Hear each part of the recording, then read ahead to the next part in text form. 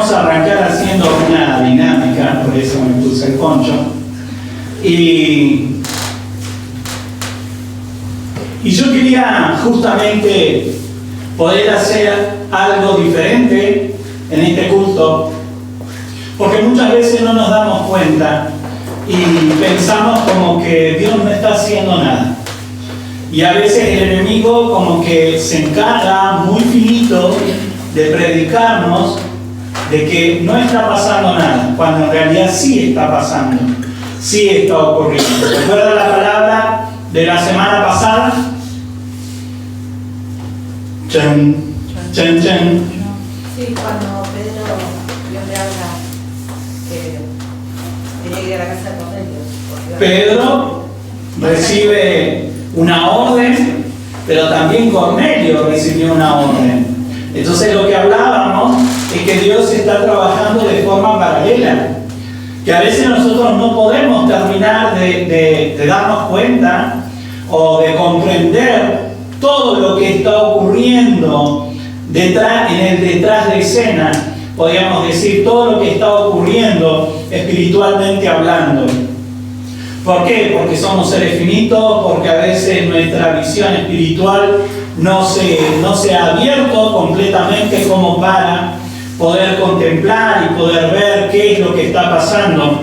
Como les decía, a veces no terminamos de tomar conciencia de qué es lo que está ocurriendo en el reino espiritual, qué es lo que está aconteciendo, y podríamos hablar, y hay una frase que por ahí en otros lugares se utiliza mucho, que tiene su fundamento en un texto bíblico que habla de que Dios obra de manera misteriosa.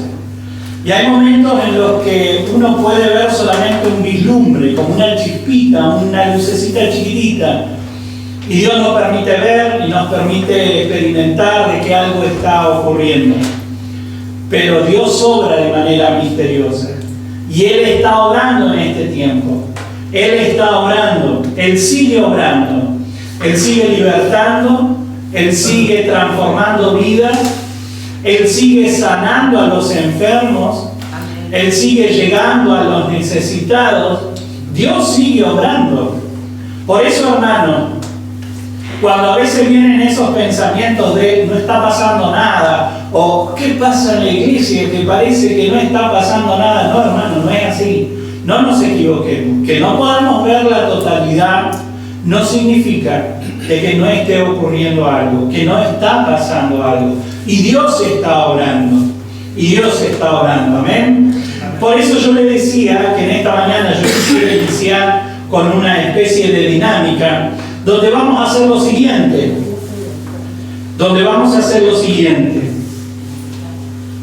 Yo voy a pasar este poncho, se lo voy a dar a alguien, y esa persona se lo va a tener que poner, se va a tener que parar en el frente y luego venir a devolverme. ¿Sí? Y esa es la idea. ¿Quedó claro lo que tiene que hacer? Después usted le puede agregar algo, lo quiere lucir, quiere desfilar un poquito, no hay ningún problema.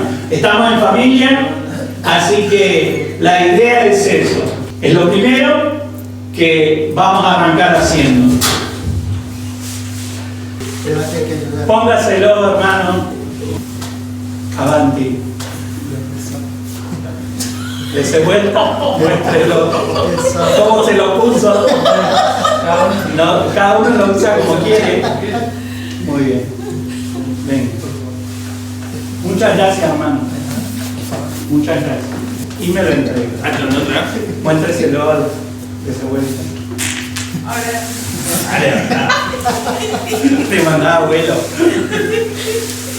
Muchas gracias por ser parte de la dinámica. Es medio como es bien criollo también, ¿no? Que le quepa el poncho. ¿Qué te dije, amor? Vamos a hacer la dinámica del poncho. ¿Ah? Era así. Bueno. Muchas gracias. Muchas gracias, hermano. Yo le voy a buscar otra forma de usarlo. ¿Qué tal? Y bueno, las mujeres saben. ¿Eh? El más chistrilis. Por último,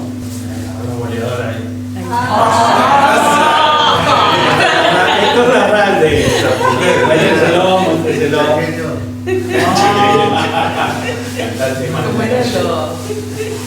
Tranquilo, no se despegue. Esta dinámica tiene que ver justamente con lo que vamos a compartir en esta mañana. ¿Sí? Que tiene que ver justamente con el traspaso de algo. Como le decía, hermano, muchas veces nosotros no nos damos cuenta de que Dios está obrando de forma misteriosa y que hay momentos donde el Señor necesita comunicar una tremenda verdad. Y es que Él sigue llamando. Dios sigue llamando. Dios sigue llamando a hombres, a mujeres, a niños, a jóvenes. Siempre y cuando encuentre un corazón dispuesto, Dios va a llamar. Y esto es lo que yo quiero compartir en esta mañana, ¿sí? Así que le invito a que abra su Biblia en el libro de Reyes, capítulo 19, del 15 al 21. Búsquelo. Por favor, preparen fotos. Venga, muéstrese y me lo devuelve.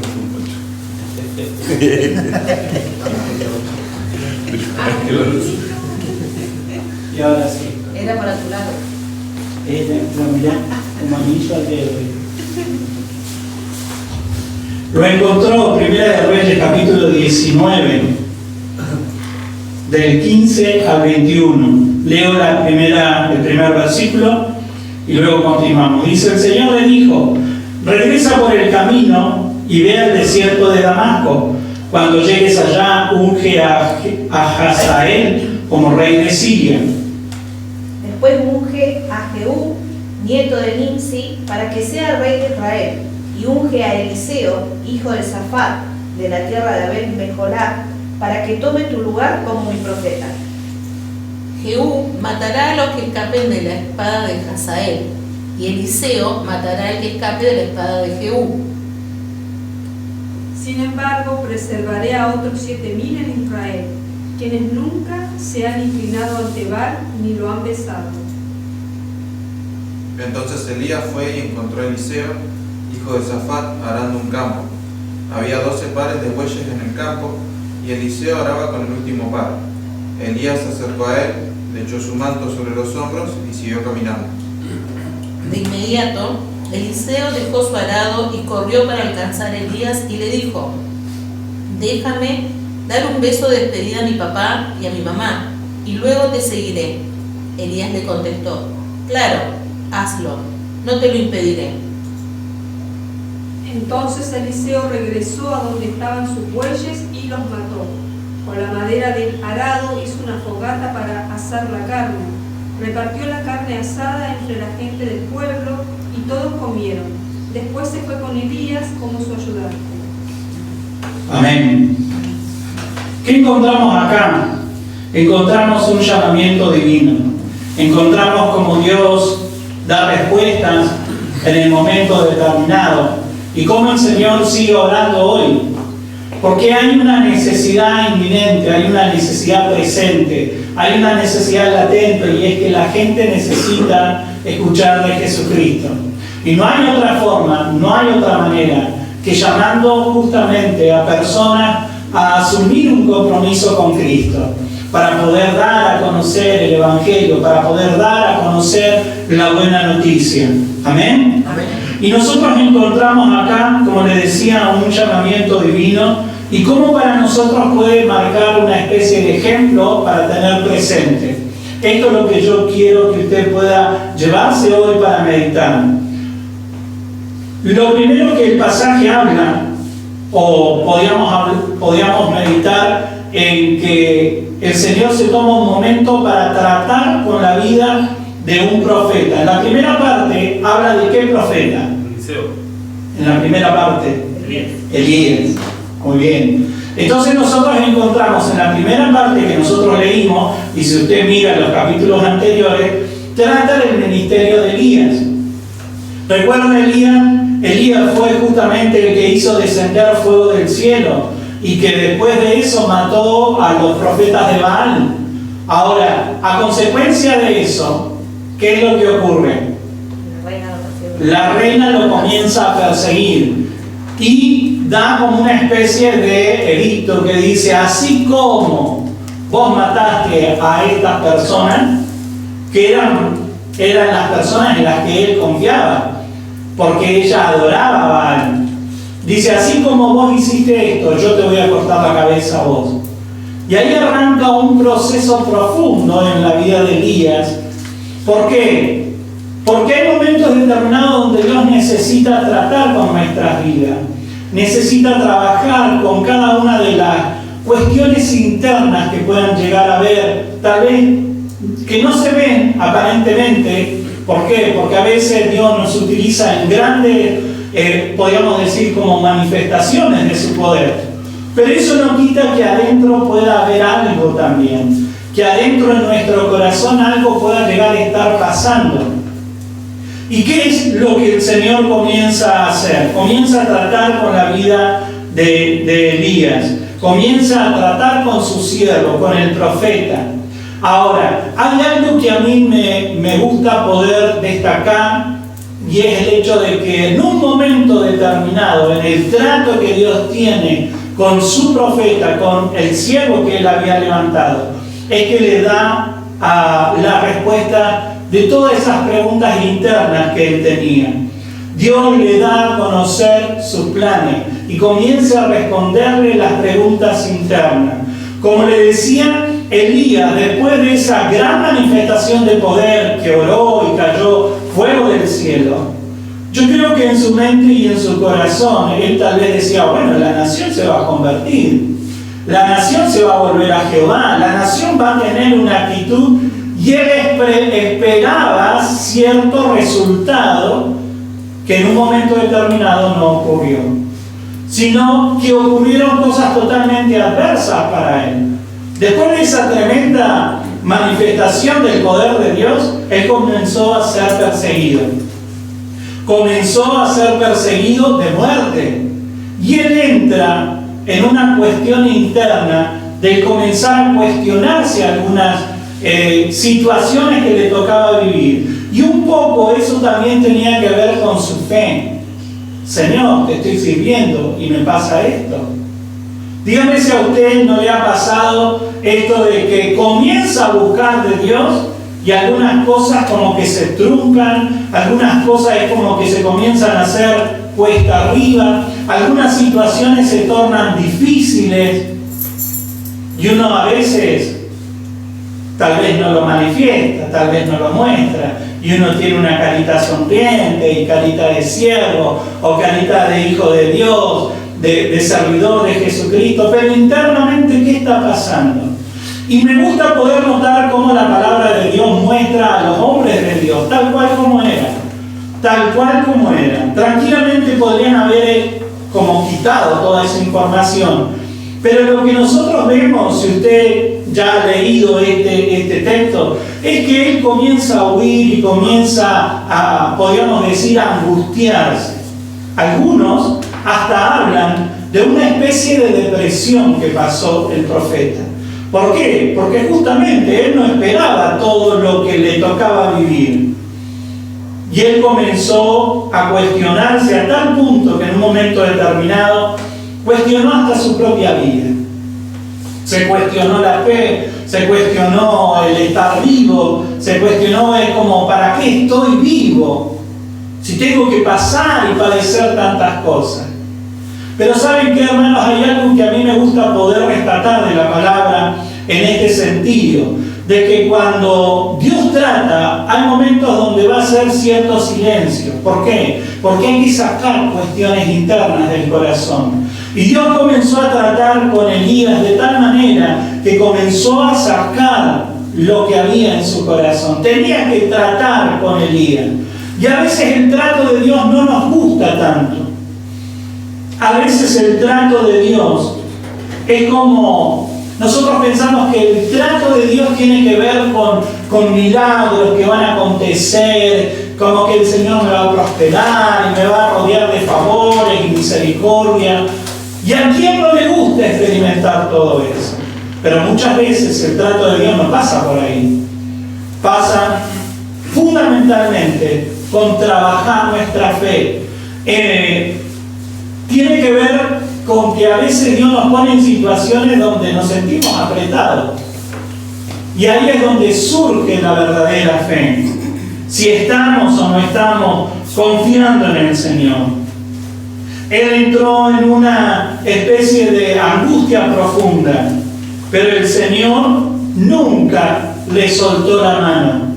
Hermanos, si algo que la palabra me muestra es que Dios nunca le soltó la mano a Elías. ¿Por qué? Porque nosotros vemos de que él recibió una directiva de parte de Dios, pero el Señor no lo dejó solo, sino que le dio órdenes justamente para que aves lo alimentaran.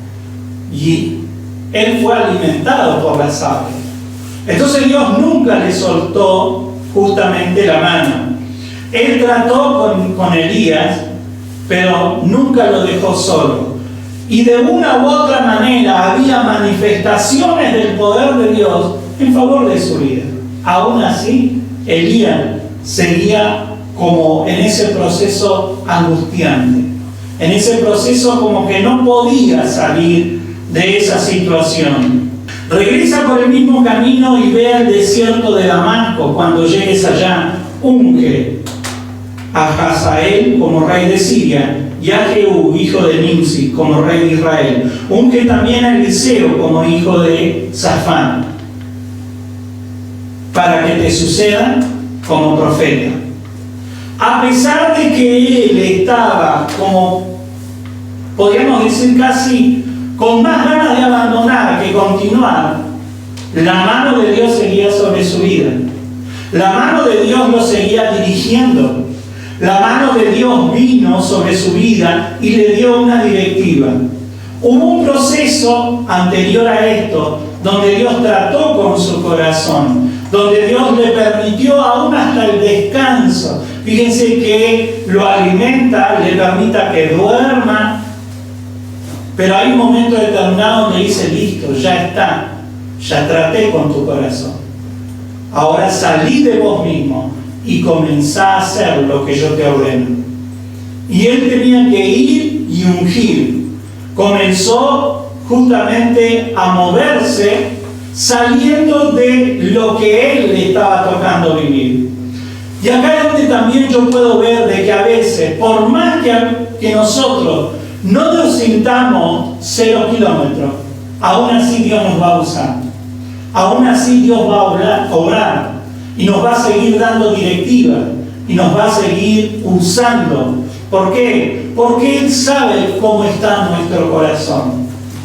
Si hay algo que yo he comprendido a lo largo de todo este tiempo, es que justamente Dios ve lo profundo del corazón. Él realmente ve lo profundo del corazón. Y en un momento determinado, Él manifiesta sus planes. Y el plan de Dios era que Él continuara, que Él le siguiera sirviendo y que Él realizara lo que le mandó hacer: ungir a un rey y ungir a un profeta. Ahora, fíjense que ahí Dios comienza a responderle a Elías esa gran angustia, la respuesta de esa angustia que él tenía, que estaba solo. Al ungir a otro profeta, lo que el Señor le estaba diciendo es que voy a levantar a alguien que va a caminar con vos. Ya no vas a estar solo. De hecho, no estás solo. Si nosotros miramos, la palabra dice en el 18: hermano, yo preservaré a 7,000 israelitas que no se han arrodillado ante Baal ni lo han besado. El Señor le da la respuesta: no estás solo. Vos creías que era el último profeta, el último creyente sobre la tierra. No te equivoques. Pero Dios se tomó su tiempo de trabajar el corazón de Elías. Dios necesitaba sacar lo que había en la profundidad del corazón. Y si hay algo que yo jamás voy a poder hacer, es meterme en su corazón. Yo no puedo. El único que puede trabajar en el corazón del hombre es Dios. Amén. Y lo que dice la palabra es que él se creía que era el último, pero sin embargo Dios le dice, no, hay muchos más que están creyendo, que están confiando y que no han doblado sus rodillas ni le han besado a Baal. No le han adorado. Y ahí es donde nosotros pasamos al llamamiento de Eliseo. Primero, Dios trata y da a conocer sus planes a aquellos que llaman. Y por más que en un momento determinado Elías dijo, hasta tengo ganas de morirme, tengo ganas de terminar con todo esto, Dios le da justamente la respuesta de que él no estaba solo y que le iba a seguir usando. Y fíjense que dice, Elías salió de allí y encontró a Eliseo, hijo de Safán, que estaba arando. Había 12 yuntas de bueyes en fila y él mismo conducía la última. Elías pasó junto a Eliseo y ¿qué hizo? Le echó su manto sobre los hombros. Le echó el manto sobre sus hombros. Se lo largó. Se lo dio. Y acá es donde nosotros podemos ver que aquel que estaba experimentando una soledad tan profunda encuentra a la persona que Dios le había dicho que tenía que ungir como profeta. Y eso significaba de que él iba a tener un discípulo que le iba a tener que enseñar, con el que iba a tener que compartir, que iba a tener que caminar junto a él. Ya no está solo. Eso era parte de la respuesta también. No estamos caminando solos, estamos caminando juntos. ¿Amén? Amén. Nosotros estamos caminando juntos. Y uno tiene que aprender a caminar juntos, no solo. ¿Por qué? Porque a veces esta soledad nos puede invadir y nos podemos sentir que estamos ahí al borde de esa angustia, de una tremenda soledad que nos impide seguir avanzando. Pero el Señor le dice, ungí a un nuevo profeta. Y la forma en ese tiempo de llamar a un profeta, de llamar a alguien que le siguiera, porque él era profeta, entonces iba a llamar a otro profeta, era justamente soltarle el manto. Después de que Dios le habla claramente de sus planes, de lo que iba a hacer, él se encuentra con Eliseo. ¿Qué estaba haciendo?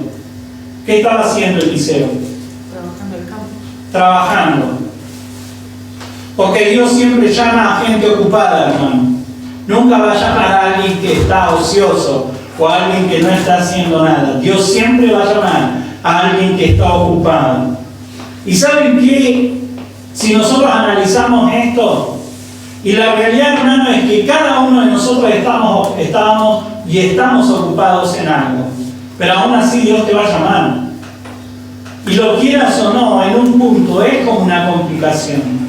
Por eso muchos solamente quieren disfrutar de los panes y los peces, pero no entremos en el terreno del compromiso, no entremos con esto que Dios me llama, no entremos tanto en ese tipo de situaciones.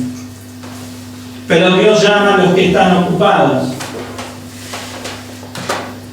Dice que él estaba en el campo junto a 12 yuntas de bueyes.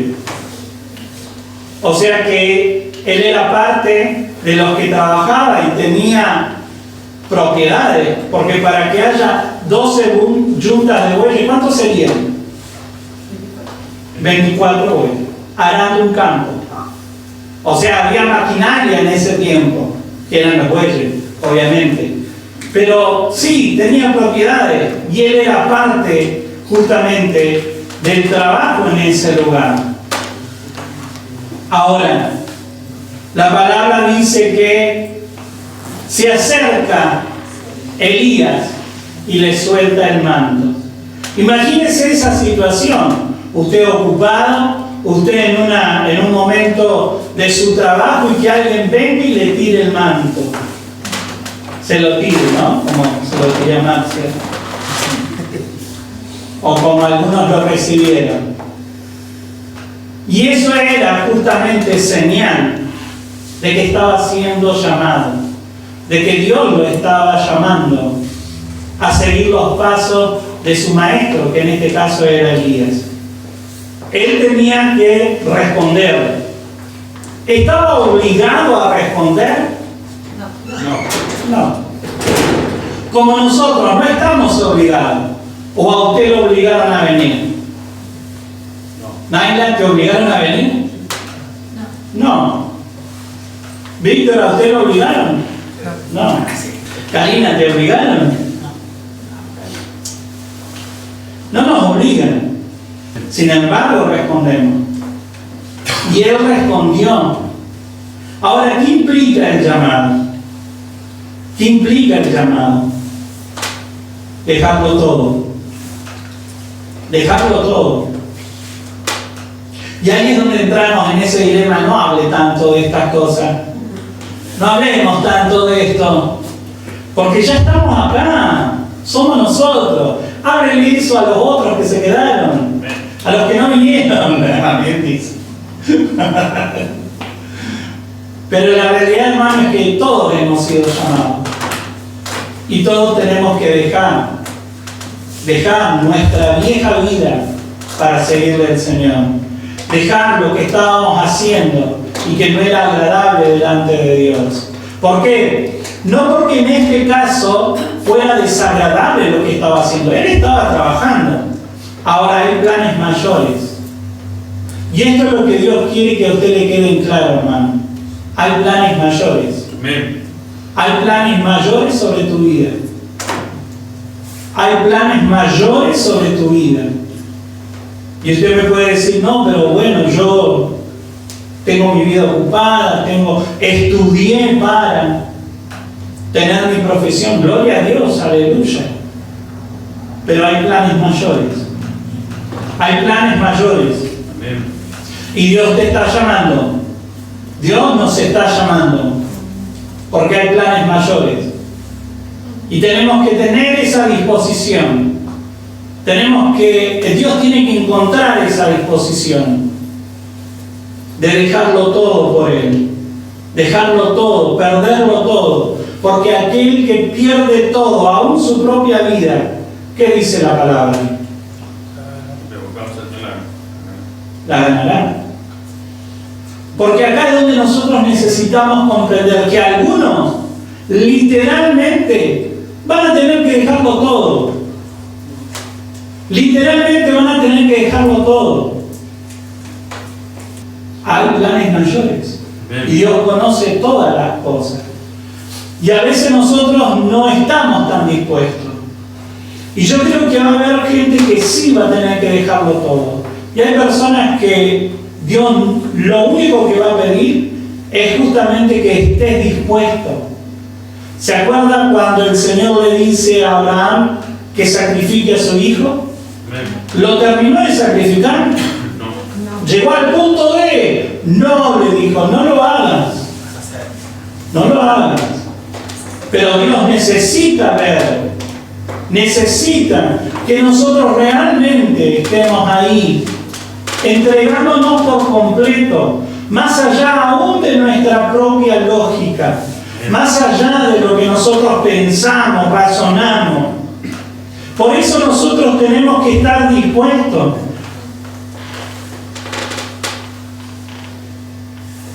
Entonces Eliseo dejó sus bueyes y corrió tras Elías. Eso es lo que Dios busca. ¿Sabe qué busca Dios? Disposición del corazón. Él busca disposición. Pero a veces nosotros malinterpretamos esto en relación a que solamente es algo interno. No. También se tiene que ver en las acciones. Porque no es que él se quede y dijo, bueno, sí, Señor, aleluya. No, él dice que dejó lo que estaba haciendo y salió corriendo, porque él entendió la señal. Dios nunca te va a llamar a algo específico y vos no lo vas a comprender o no lo vas a entender. Siempre lo vas a comprender. Porque para Eliseo, el que le soltaran el manto, era una señal inequívoca de que él tenía que seguir a ese hombre. Él no entendía. Quizá para nuestra cultura, quizá para nuestro entendimiento, nosotros decimos, bueno, ¿y por qué respondió? Porque le dieron un poncho. No. Era una señal inequívoca para ese tiempo. Cuando alguien te ponía justamente su manto, te estaba convocando, te estaba llamando a que seas parte de su equipo. Y Dios nos está llamando. En este tiempo Dios sigue llamando, hermano. No es que se detuvo la mano de Dios. No es que ya no está llamando el Señor. No se equivoque, hermano. No se equivoque ni tampoco permita este razonamiento o pensamiento lógico en su corazón. Porque no es así. Dios sigue llamando. Y algunos hasta pueden llegar a pensar, pero de acá Dios va a llamar, mire cuántos son. Hace frío, no vienen ahí. Mire que Dios va a llamar. Dios es Dios, cuidado. Y Él ve el corazón. Nosotros vemos limitadamente, pero Dios ve el corazón. Dios mira nuestro corazón. ¿Cuál fue la respuesta de Eliseo? Lo dejó todo. Dejó de arar, salió corriendo detrás de Elías. Disposición activa, hermano. Disposición activa. Es lo que Dios espera que nosotros manifestemos en nuestro corazón. Ahora, la respuesta de Eliseo tampoco fue desordenada. No es que se fue y dijo, no, Dios me llamó, listo, me voy, dejo todo.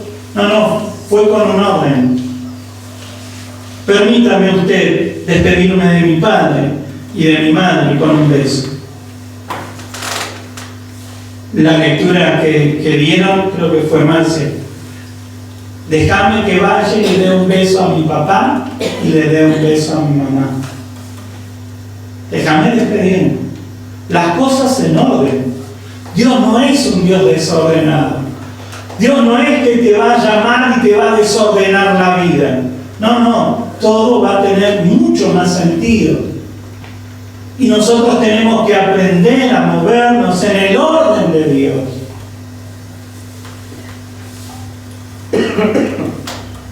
¿Y qué dijo Elías cuando le pidió permiso a Eliseo? Que lo haga. Y hay una expresión ahí que dice, anda a ver, respondió Elías, yo no te lo voy a impedir. Y hay otra versión, si tienen la Reina Valera, alguien la puede leer, el versículo 20 de la respuesta de Elías. Y él le dijo, ve, vuelve, ¿qué te he hecho yo? Si nosotros lo leemos así, y hay varias versiones que lo muestran así, como ¿qué te he hecho yo? Y cualquiera diría, y me tiraste el manto. Pero saben que esto, podríamos decir, Elías le quería decir, no te equivoques, no es conmigo, es con Dios. El llamado no es conmigo. Yo no estoy llamando. Es el Señor el que está llamando. Entonces sí, hacelo. Hacelo de manera ordenada. Pero acordate que el que te está llamando es el Señor, no yo. No te está llamando una organización. No te está llamando la iglesia. No te estoy llamando yo. ¿Qué tienes? Te está llamando Dios. Es Dios el que te está llamando. Yo no. Entonces a futuro, si usted tiene una mínima quejita, no es conmigo, hermano, es con Él. Así como Elías le dijo después, Señor, este trato, me siento mal. Hay que ir a la presencia de Dios. Amén. Y me gusta poder notar esto, de cómo el Señor le permite justamente a que todo sea de manera ordenada. Y dejarle en claro a Eliseo de que no era con el profeta, ni el profeta le estaba llamando, era Dios quien lo estaba llamando. Y hoy Dios nos sigue llamando. Es Dios el que nos está convocando, nos está llamando, nos está haciendo esa invitación, donde nosotros tranquilamente podemos decir que no. Pero ahora un día vas a tener que rendir cuenta delante de Dios, no conmigo. Porque permítame decirlo así, hermano, hay personas que piensan que es conmigo la cosa, o que es con el siervo, con el pastor. No, hermano, es con el Señor. Si uno responde o no responde, es con el Señor. Y un día, más temprano o tarde o como sea, pero un día vamos a rendir cuenta. Un día el Señor nos va a sentar delante de su trono y nos va a decir: yo te llamé, yo te invité. ¿Dónde estabas vos cuando yo te invité? ¿Qué respondiste? No, pero a mí el pastor, no. Era entre vos y yo. Era entre vos y yo. No te estaba convocando el pastor, no te estaba llamando, no te estaba invitando el pastor. Por eso, hermano, a veces nosotros no tomamos conciencia ni dimensionamos lo que significa ser llamado por el Señor en este tiempo que nos toca vivir. Ahora, la respuesta de Eliseo también me maravilla, hermano, y quiero destacarla. Porque después de hacer lo que le pidió a Elías, el versículo 21 dice: Eliseo lo dejó y regresó. Fue a despedirse y dejó las cosas ordenadas. Tomó su yunta de bueyes y lo sacrificó. Si alguien tiene otra versión del versículo 21. Dice, nueva traducción viviente. Entonces Eliseo regresó a donde estaban sus bueyes y los mató. Con la madera del arado hizo una fogata para asar la carne. Repartió la carne asada entre la gente del pueblo y todos comieron. Después se fue con Elías como su ayudante. Fíjense lo que hace. Él deja todo ordenado y dice que agarra los bueyes con los que estaba hablando y los mata. ¿Y qué hace? Un asado.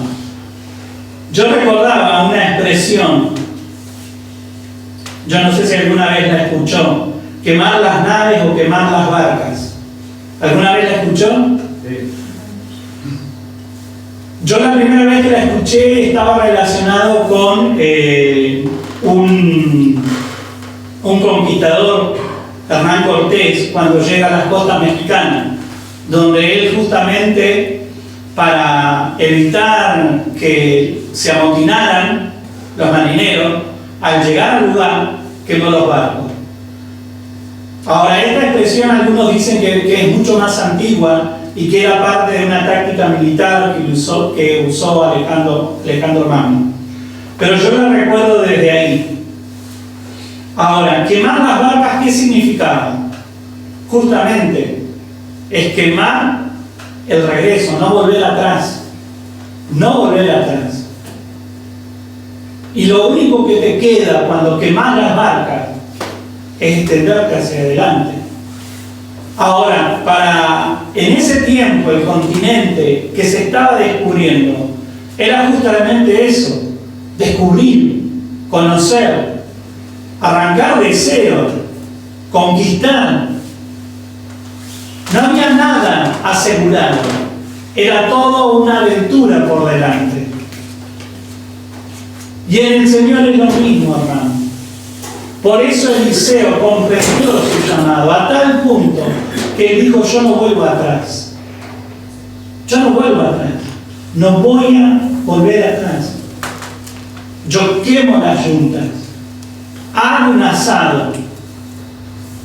Y lo otro que me gusta, fíjense el versículo 21, si alguien lo tiene en la versión Palabra de Dios para Todos, si alguien lo puede leer. Eliseo fue y mató 2 bueyes, y usando el yugo como leña cocinó la carne. Entonces se la dio a la gente y la comieron como una ofrenda para festejar. Entonces Eliseo comenzó a seguir a Elías y se convirtió en su ayudante. Fíjense que esta versión, podríamos decir como que da a entender el espíritu con el que Eliseo recibió ese llamado. No es que él dijo, tengo que quemar las vacas, no sé, pero estas yuntas valen tanto, yo en Mercado Libre lo podría vender.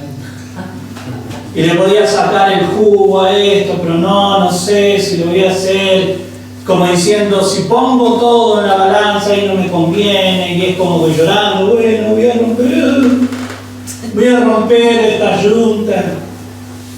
No dice la palabra que lo hizo con pesar, no dice la palabra que lo hizo con dolor, sino que él recibió ese llamado con gozo. Y el llamado que nosotros hemos recibido, lo tenemos que disfrutar, hermano. Es un privilegio estar en este lugar. No tiene que ser un pesar. Es un privilegio poder llegar a este lugar. Es un privilegio poder levantar nuestra voz y alabarle al Señor. Es un privilegio y tiene que ser un gozo. Yo siempre admiro a lo de la alabanza. Primero, la continuidad. Hermano, ¿lo quiera o no? Usted puede decir, bueno, no sé, flojito, esto, aquello, cantamos, mi amigo fiel, más veces en el mes, dice, pero, hermano, están todos los domingos. Están todos los domingos. Y los admiro como a veces ponen, ¿no? Como la manivela de los autos viejos, así como que hacían así hasta que arrancaban. Vamos, hermano, cante al Señor, aleluya, gloria a Dios.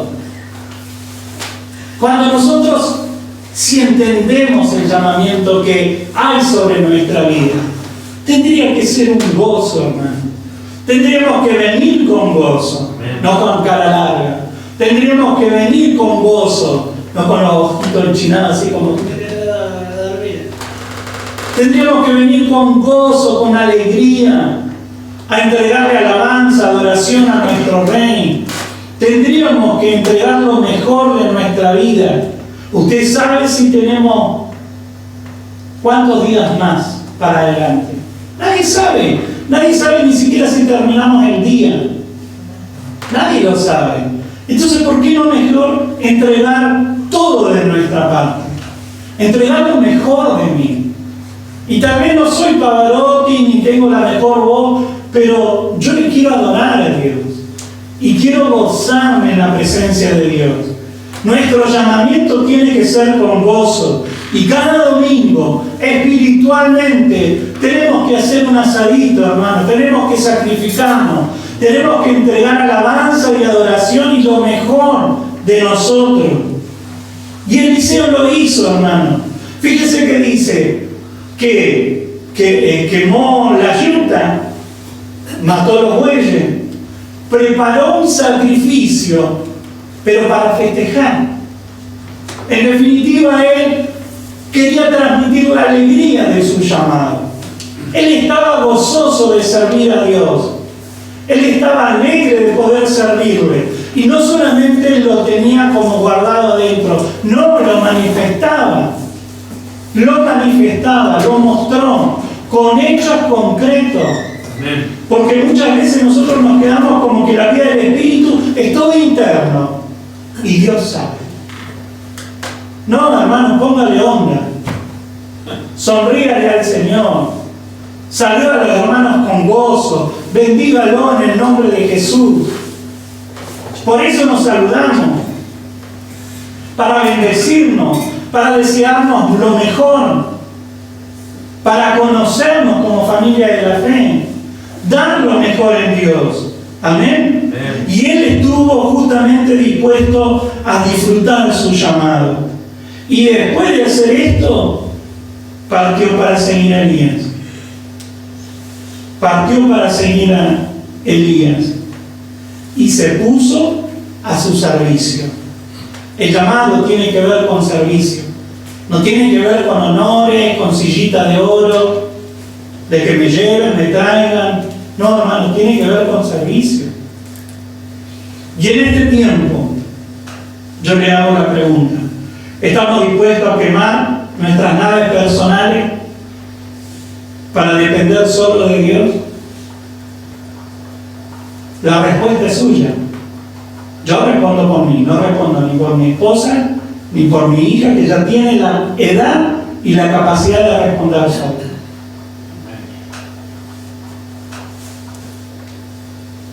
¿Estamos dispuestos? Usted sabe cómo está su corazón. Que el Señor pueda encontrar en este lugar, amén, corazones dispuestos a ser llamados, a responder a ese llamado. A ese llamado que Dios nos está entregando de tremendo privilegio y poder dar lo mejor de nuestra vida. Amén. Póngase de pie, vamos a orar.